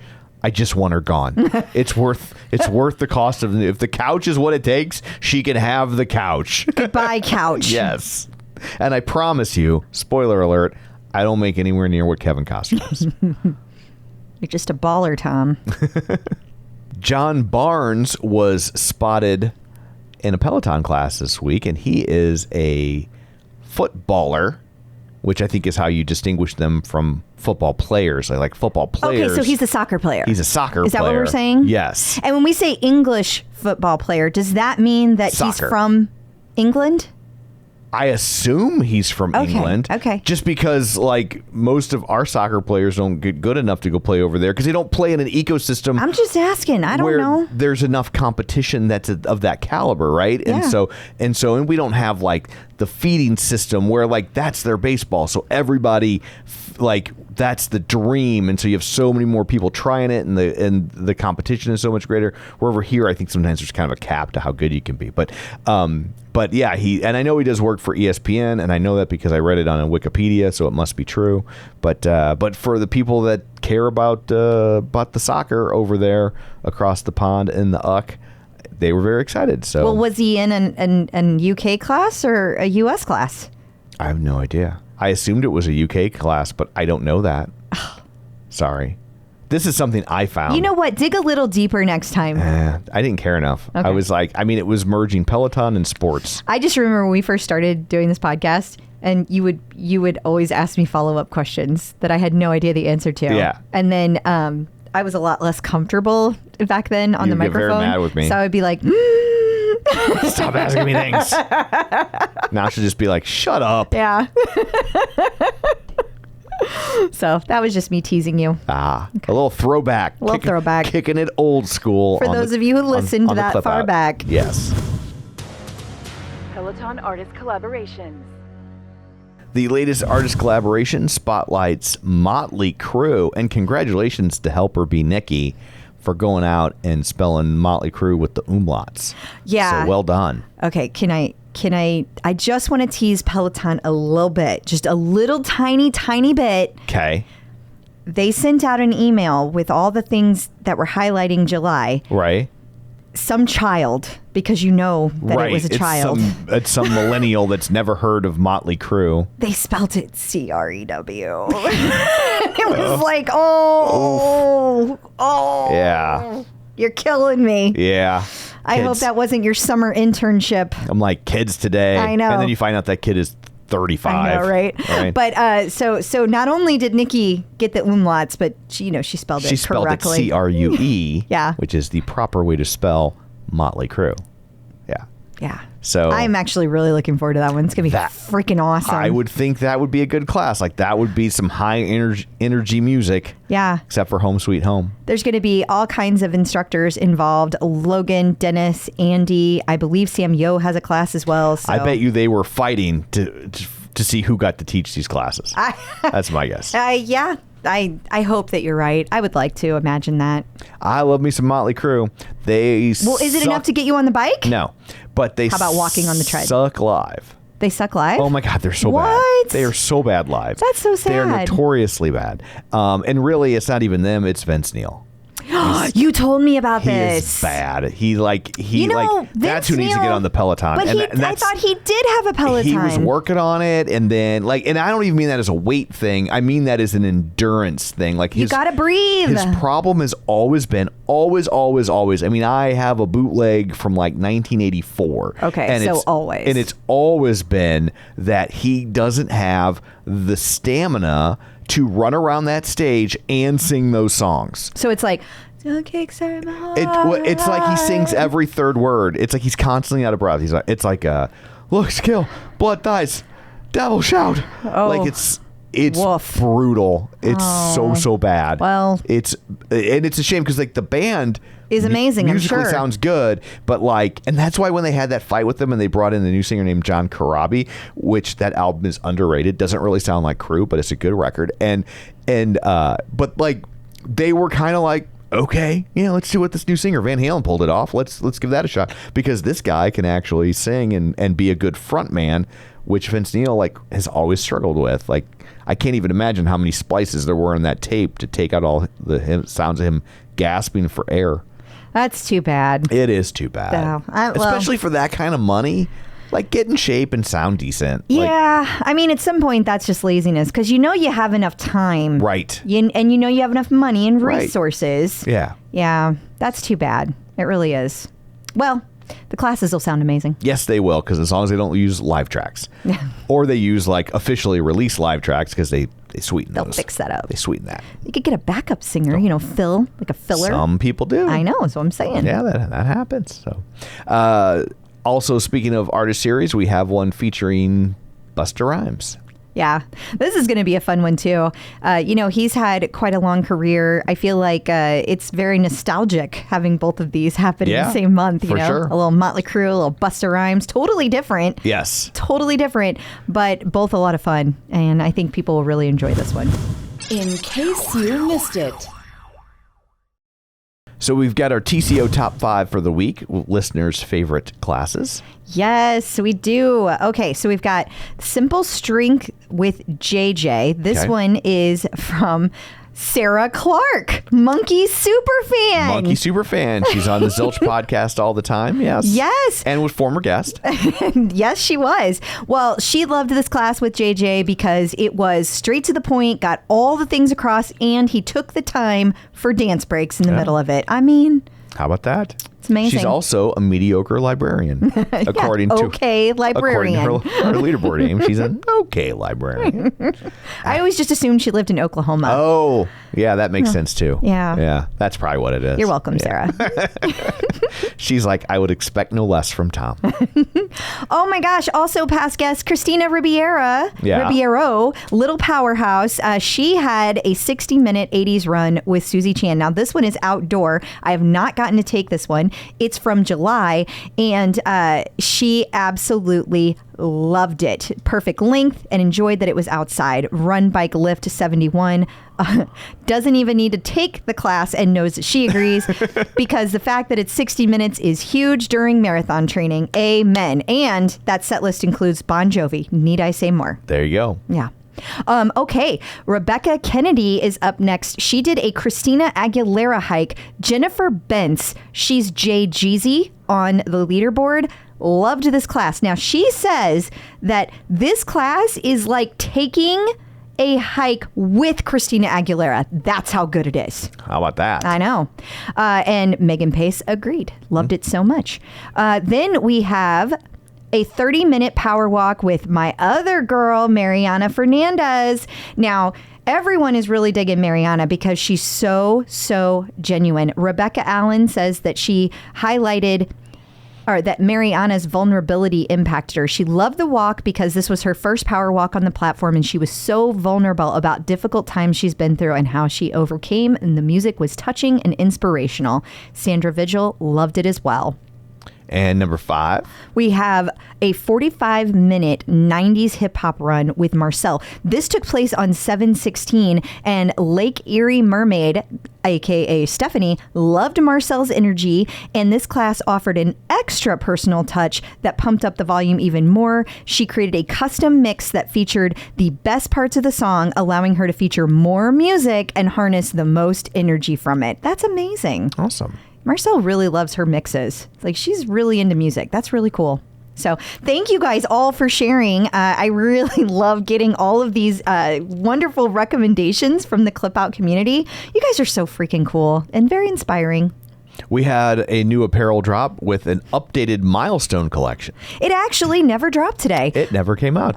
Totally full of shit. And I think, well, it said tomorrow. Right. So, we assume tomorrow. Let me check my phone real quick. Still hasn't come out, but they said tomorrow. That was last night. We can assume it's still happening. At any rate, it had a array of colors, all with the verbiage. You are more. It just said more than a number. So we think it's going to be a new milestone collection, but we don't know for sure. Gotcha. It's a surprise. It's coming soon, one way or another. Hopefully, it'll be out by the time this airs. Helper Bee Tina did a nice write-up about workouts for when you're traveling. Yeah, this is fantastic. So many suggestions. But here's the thing. We've been talking about how Peloton started doing these pulse hour classes. So it's Pilates and bar every weekday morning at 8:30. Well, they're doing a vacation edition. No equipment needed. So you can do any of these classes, bar, Pilates, core, any of that, no equipment, and you can modify even if they do. You could use body weight. So how amazing is that? Great way to keep in shape while you're traveling. And of course, get your blue dot. Let's not forget that. Also true. Anna Greenberg was the benefactor of a very rare event. Very rare indeed. A class of hers was un-purged. Yeah, this hardly ever happens. So I found this over an Anna's Warriors, which you can find on Instagram or Facebook. She's got both. Well, they had a 30-minute sleep meditation from November of 19. Now, you remember those days before the pandemic? Well, yeah. I thought everybody could sleep just fine before the pandemic. Nope, not everybody. 30-minute sleep meditation. Everyone loved it. It got purged. But the purge gods have spoken, which sounds weird now that I say it out loud. But anyway, it was unpurged. Congrats to Anna and her warriors. Yeah, that's interesting. I wonder what happened there for it to be new. I guess if purging is like regurgitation, then this class was gurgitated. Yuck. You're welcome. Thanks. And coming up after this, we've got another interview in store for you. That's our normally scheduled one for the week with Susie Chan. So stick around. Checking in with the Peloton community. Joining us today via the magic of ZoomTube is Susie Chan. Hey, Sarah, how's it going? It's going good. How are you guys? Well, we're so glad to have you here today. I don't know if you know this, Sarah, but I always like to start with getting the history of how people originally found Peloton, because sometimes it's a circuitous route. So I'm curious how that happened for you. So actually, it was my husband and my sister who kind of ganged up on me in a good way. I graduated from NP school, nurse practitioner school, in 2021, and that was like their graduation present for me. And I almost ruined it too, because I had been saying I really want to get a bike. I don't really like going to the gym. I want to be able to do it here. And I was about to buy a bike on my own because I'm an independent woman. I don't need no man. There might or might not have been a Z snap involved. We don't want to. Absolutely. Yes. Absolutely. I may or may not have been at Costco with my kids, hey, look at that bike over there. I'm just going to buy it. And they were like, yeah, get a bike. And then out of nowhere, and I'm texting my husband about it. I'm like, oh, yeah, I found this really cool bike at Costco. And he's like, dude, you're a psycho. Would you please stop doing that? And I'm like, what are you talking about? We've been married a long time. I don't do what anyone says. Yeah, I don't need your permission. Yeah, I don't need your permission. And then my sister sends me a message, and she's like, hey, hey buddy, what are you doing? And I was like, what are you doing? Why are Like, you calling me buddy? Yeah, she's always like super busy with her kids and her job. So for her to text me out of the blue, I was like, well, this is weird. And she was like, I'm just here to tell you that, you know, while you're at Costco, don't buy a bike. And I was like, what is happening? You people are so sus. I don't get it. She's and like, they're made with slave child labor. They're that's very subtle, guys. It's made very entirely subtle. out of COVID and cancer. Don't buy the bike. She's like, just check out without the bike. Get the rest of the stuff that you're going to get and check out. And I was like, what is happening? So I'm texting my husband, like, what are you fools up to? Because I'm annoyed. I was about to buy this bike. And he's like, yeah, but, you know, like, how are you going to set it up? And I was like, duh, I'm going to call my dad. Like, whoa. Wait. Uh-oh, Tom's going to call you Time on out, it. Green Bay. Flag on the play. Like, you just started this with you're an independent woman. Absolutely. And I cannot follow directions to put things together. Well, if it makes you feel any better, I can't put anything together, and I, too, am an independent woman. Yeah, I had it all planned out. I was going to be like, hey, Dad, I got a bike. You want to come hang out and have iced coffee with me while you put it together for me? And so basically, my husband was like, I got you a bike. Just stop being a fast, but it's not here yet. And I was like, well, where is it? And I think this was back, it was 2021. So this is back when Peloton, I think, was like really becoming popular because everyone was home from COVID and everyone was buying bikes. And he was like, you just have to wait. You're so impatient. And I was like, yeah, so, okay, I guess I'll wait. But I knew it was the Peloton. And then, you know, as soon as it came, I was like, oh, this is so exciting. And then we both have just been on it ever since. Awesome. That's awesome. Now, did you work out a lot before you got your bike? Were you a workout person? We on and off. It really depended on my schedule and how much time I had. Like, I could work out every day. I could go running. I could lift weights. I could do all this stuff. And then I could be like a banana slug for 2 weeks and not do anything. So, That's a specific, you have specificity in your slug selection. Yeah, she does. Yeah. She does. Mm-hmm. Yeah. I like banana slugs. They're bright. They are. Really colored. Yeah. I just thought they were smarter than regular slugs. Thought that's what you meant. Maybe they are. I don't know. It's hard to know. Nobody can ask them. So you said you were becoming a nurse practitioner. So yes. what so I know of their existence. I've been I've been treated by one. But what extra goes into that over and above being a nurse? I really honestly don't know. I just one day they showed up in the doctor's office and I just assumed it was okay. So I let them look at me. Well, it's a good choice on your part. Nurse practitioners are awesome. So we're classified under advanced practice nurses, and there's a couple different advanced practice nurses. There's nurse practitioners. There's CRNA. Those are certified registered nurse anesthetists, so they can do anesthesia. And then there's certified nurse specialists, so they have an advanced degree in advanced clinical training in a certain area. So nurse practitioners are similar. It's an extra 2 years of school, for me it was 3 years because I did it part-time. But it's master's degree, although they are starting to look at requiring a doctoral degree for it, which I'm going to probably get eventually. But so you have to have advanced clinical training with another practitioner, but we can diagnose, treat, prescribe medications pretty much at the same level as a physician. Although, we do have our limitations with, certain procedures and what we can charge and how we can bill and things like that. And usually we work with a physician, but nurse practitioners can practice independently after, I believe, at least in New York State, 3 years or 3,600 hours of practice, they can practice independently. Oh, wow. I didn't know that. I did not know all of that.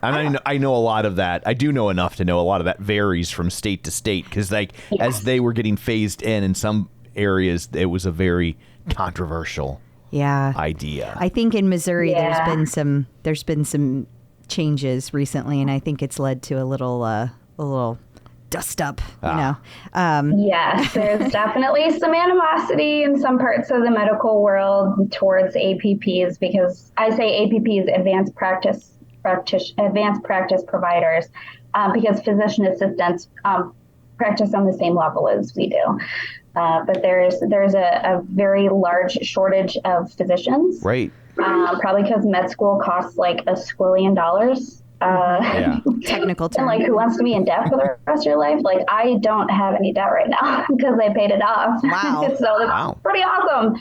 And now I can just work and take care of my family. But it's one of those degrees that, people can more easily attain because it doesn't cost as much. It doesn't take as much like literal time in your life. But yeah, they do tend to clash, although I haven't experienced as much of that. Honestly, I see more of it on Twitter than I see in person. There's a lot of like nurse practitioner hate on Twitter. And there's also physicians who are like super supportive and, willing to work with us and educate us and, work with us, which is really awesome. So a little bit of both. I feel like there's a lot of hate in general on Twitter. Social media, really. Yeah. Although it seems like there's fewer and fewer people on Twitter every second. Well, yeah.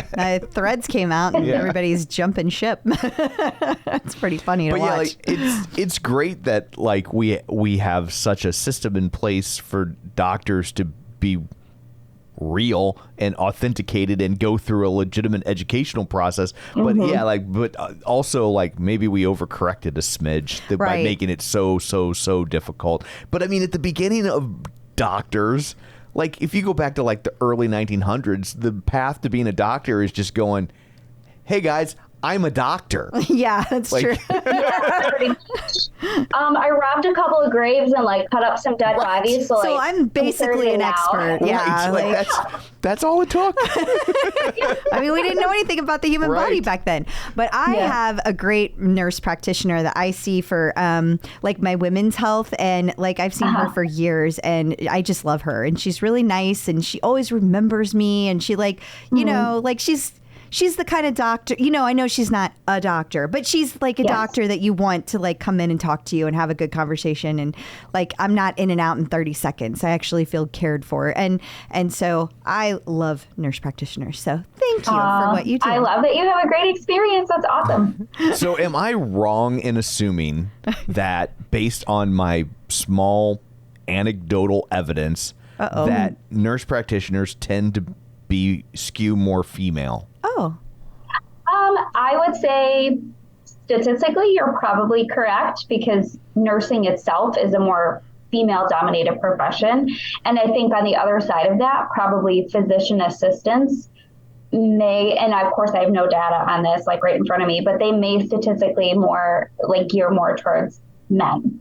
Gotcha. Because, nursing, I mean, my husband's a nurse, but he's one of like very few that I know compared to how many female nurses I know. For sure. Okay, so this is interesting. You both are nurses. How does that work in your household? Like, is that stressful that you guys both have the same kind of job, or is it like cathartic because you can vent to each other? How does that work? And more importantly, on cathartic. Halloween, which one is the sexy nurse? Oh, it's definitely me. Okay, back to her real question. I'm usually in scrubs and I'm tired and my hair's a knot on the top of my head and I'm like, don't even look at me. It's very cathartic, and we've both practiced in similar areas of nursing. We've both done ICU, progressive care, cardiac nursing, so we understand a lot of the same things. And so when he comes home and he has, sometimes he'll like get me like really geared up and he'll text me on his way home and he'll be like, I hope you're ready because I have a story for you. And I'm like, or he'll be like, you're going to hate this. And I'm like, well, that means I'm going to love it. So awesome. We can really vent to each other. It's nice to have somebody that understands, what your workday is like. I hardly ever get tired of talking about nursing with him because he's incredibly smart and insightful. So it's just nice to have somebody to have like that banter and that talk with. That's awesome. That is awesome. I know that nurses have really demanding schedules. I don't know if that's the same for a nurse practitioner. It probably depends on your area of care, but I heard ICU in there. I don't know what you're doing right now, but I know that's very demanding. What kind of, how do you fit schedules in for working out, especially with both of you sharing a bike? How does that work? You know, we have managed to work mostly opposite shifts since we got married in 2010 and we had our daughter in 2011, and we kind of went opposite after that because with working 12-hour shifts, it's easy to kind of flip-flop back and forth. So we kind of just save our workouts for the days when we're off. But like yesterday, we were both here, and I am usually the one that can't work out first thing in the morning because I'm too busy drinking an entire pot of coffee. And he's like up at 6 a.m. getting the kids ready. Like he's definitely the mom most of the time because I'm like passed out. So he usually works out earlier, and then he gets like cleaned up and does whatever. I work out and get cleaned up, and usually by then he's ravenous. So we like go get something to eat. But usually we almost do it the same way every time. Like he'll tell me that he's working out, or I'll just hear Cody Rigby like yelling from the basement, and I'm like, oh, he must be working out. Okay. That's great. So you said you had kids, correct? Yes. So I'm just curious, as nurses and nurse practitioners, I don't know what the plural of that would be. Does that mean that like you're super vigilant about the kids, or are you so jaded you're like, lick a doorknob, build up some immunity, you'll be fine? Pretty much. I mean, you know, we're definitely pro-vax. Like all of our kids are vaccinated. They definitely eat their vegetables, you know, but also we're super, I don't want to say like anti-clean because we're clean, right. But, you know, I'm not, you know, he's actually probably worries more than I do. He'll be like, wash your hands before you eat. And I'm like, it's a little dirt. Like I literally will eat food from my garden with dirt in my hands. Guess what? I never get sick. It's awesome. So yeah, but neither one of them has ever had an antibiotic. Oh. Because I'm like, it's probably a virus. You'll be fine. Just take some Tylenol. So we're pretty relaxed about stuff. The only time we went to the emergency room was my little one, who is definitely a carbon copy of me with brown eyes. One time she swallowed a metal marble, and we really just needed an x-ray to make sure that she did, in fact, tell the truth and say that she swallowed a metal marble, and she did. And the other time she needed stitches on her forehead because she did the whole, you know, jumping on the couch when mommy said no, and right on the coffee table there. Oof. Got her some stitches. But other than that, you know, they're pretty healthy, and we kind of just leave them alone. You know, they're going to be kids. Like, they're going to friggin' pick their nose. Their butts are never going to be fully clean. Like, that's what it is, you know? That's great. I love it. So now, have you ever been to the Peloton studio since it's opened? I haven't, but that would be so cool. I would love that. I'm hoping that maybe for like my 1,000th ride or something, like, you know, my husband will like creep on my Peloton thing and then be like, let's go to New York City. And I'll be like, for what? That's what I'm kind of hoping for. Hint. I don't even know if he's home. I think my kids are supposed to be going to like a sleepover or something. So he's taking them there. But this is being recorded, so he should theoretically listen to it. Yeah, he can always listen to it later. Oh, I'm definitely going to send him a link in like all of his available email. Yeah. Maybe what you should do is start to buy yourself a trip to New York to go to the Peloton studios. Yes. There you go. And then wait for that text from your sister. Yeah. Hey, buddy. Hey, buddy. What's with that New York trip? So I heard you're going to New York City. I'll be like, tell me again. So where do you live in relation to New York? We used to live a lot closer. So right now we live in Syracuse, New York, and that's my home. That's where I'm from. We've been here since 2016.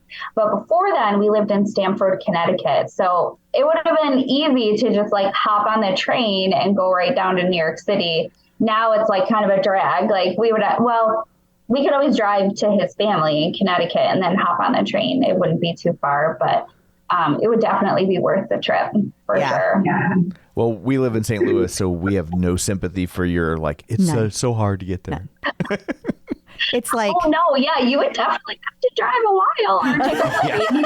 Oh, I'm not driving that far. I will fly, Yes. but it takes forever to first you got to get in and then you got to do the flights and then you got, so it's like, it's a whole thing to make it. But back in the day before the pandemic, it was so much easier to get into the studio. So now it's a lot harder. Where is the studio? I mean, like New York City to me, I'm like, oh, is it like in Central Square? It's in Hudson Times Yards. Square. It's in Hudson Yards. Oh, okay. Yeah. All right. Yeah.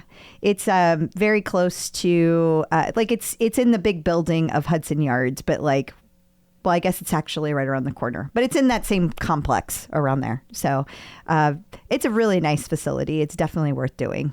Absolutely beautiful. Oh, that's so cool.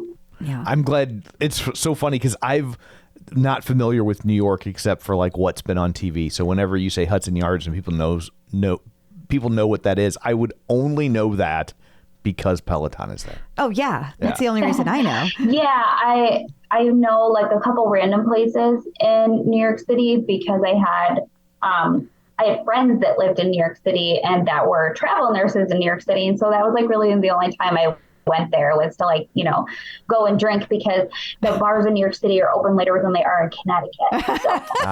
Well, we have a son going to school in Connecticut, so I'm glad to hear that. Yeah, it's great. Yeah, they close, I'm pretty sure, at 2:30 sharp in Connecticut. Well, that's better than here. We're 1 a.m. Yeah, it's only 1 a.m. Oh, boo. New York City's like 4:30 a.m. So you can finish drinking and then go get breakfast. So here we did that one time. We did. Oh my God, it was so much fun. We got pancakes at Big Daddy's. It was were amazing. the size of your head. So Maybe not your fun. head, but my head.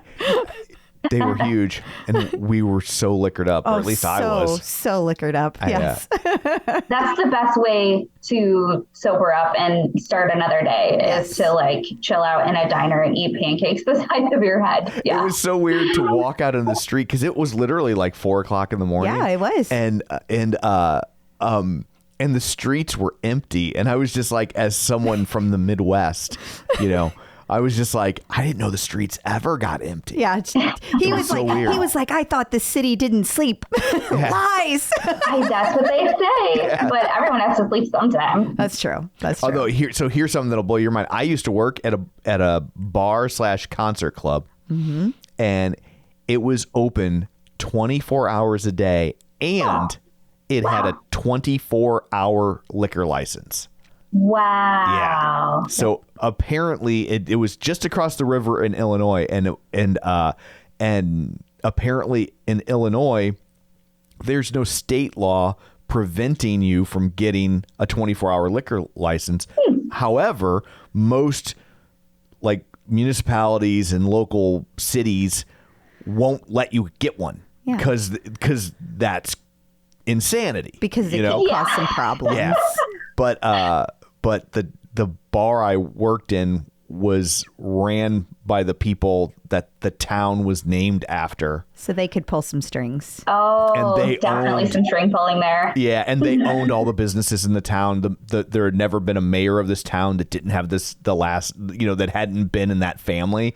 And so it's like, they owned the whole town, and they were great to work for. Like, I'm not even complaining, but they could kind of do whatever they wanted. And so, it was 24 hours a day, and it was like 3 totally different bars because from like, in the overnight, it was like when all the bars shut down, people would come to this place because it was like the only place in town that was open. Yeah. And then from like 7 to midnight, we would do concerts. And so we were like a concert club. So we would do Megadeth and Fall Out Boy, and this is 20 years ago, and back when they were still a club act.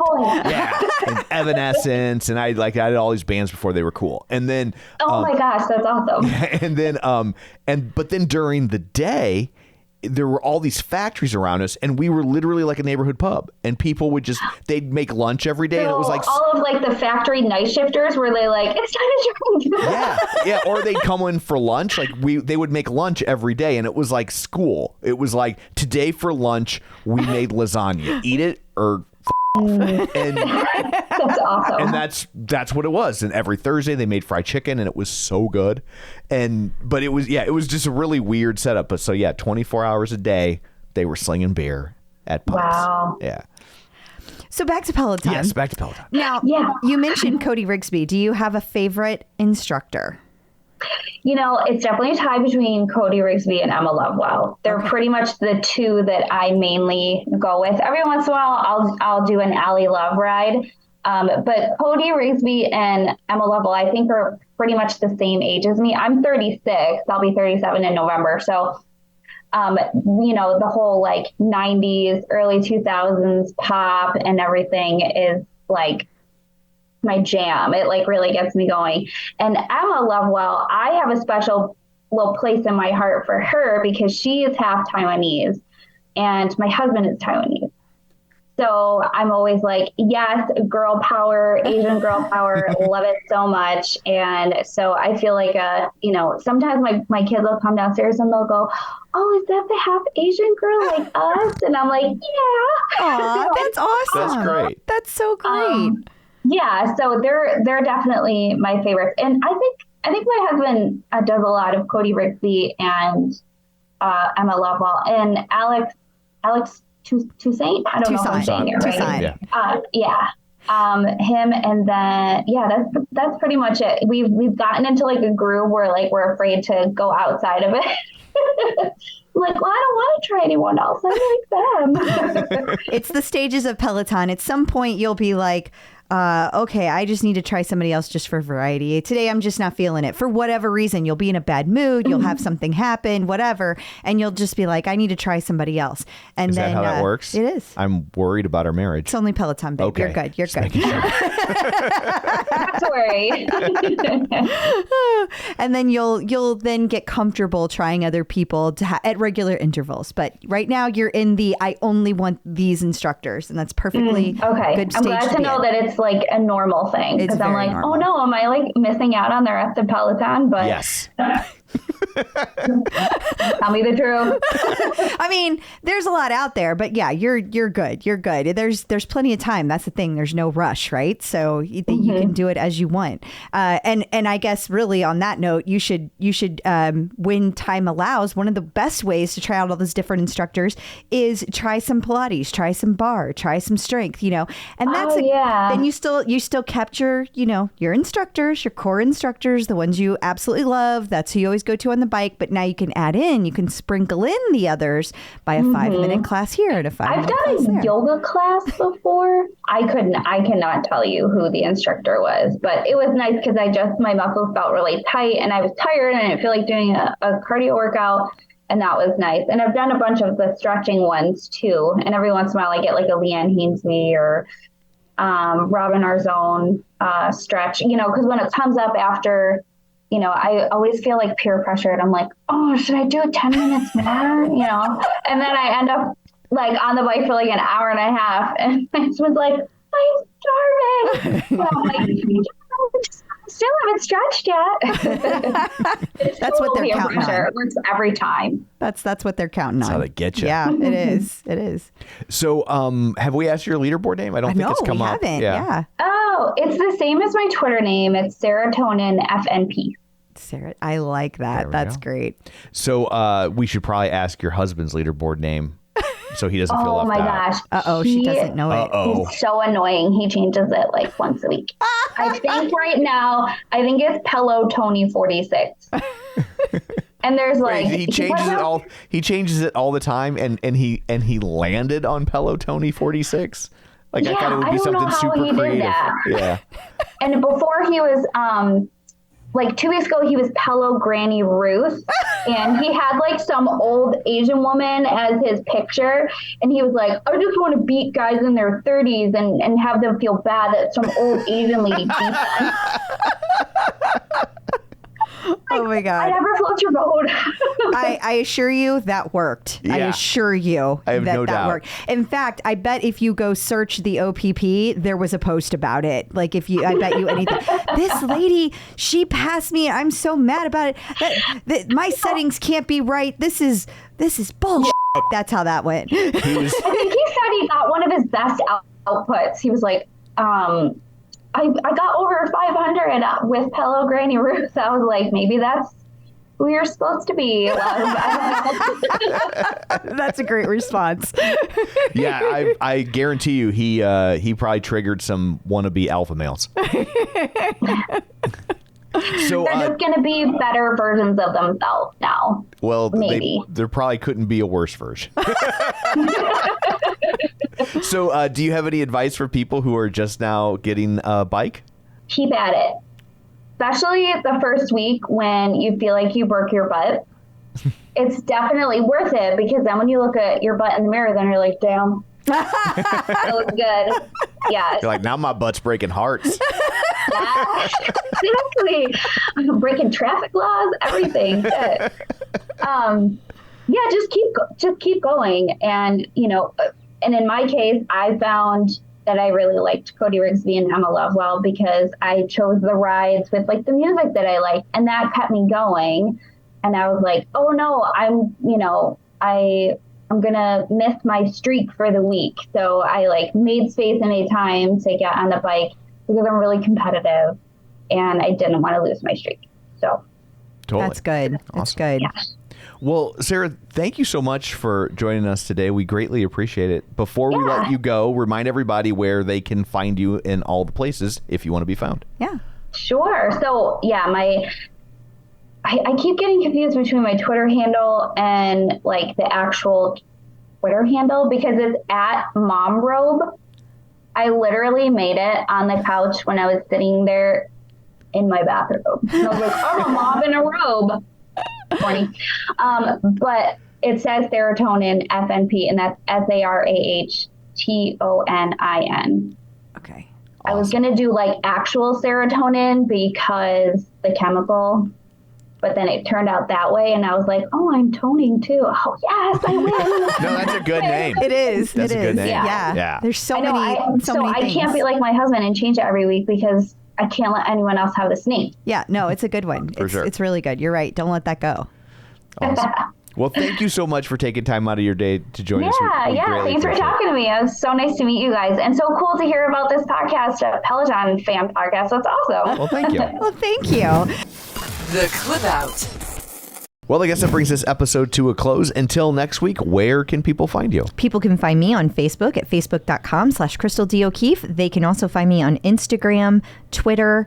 What's that new one? Threads. And the Peloton leaderboard at Clip Out Crystal. And you can find me on Twitter at Roger Kubert or on Facebook at facebook.com/Tom O'Keefe. You can find the show online at facebook.com/The Clip Out. While you're there, like the page, join the group, and don't forget our YouTube channel at youtube.com/The Clip Out. So that's it for this one. Thanks for tuning in. Until next time, keep pedaling. And running. And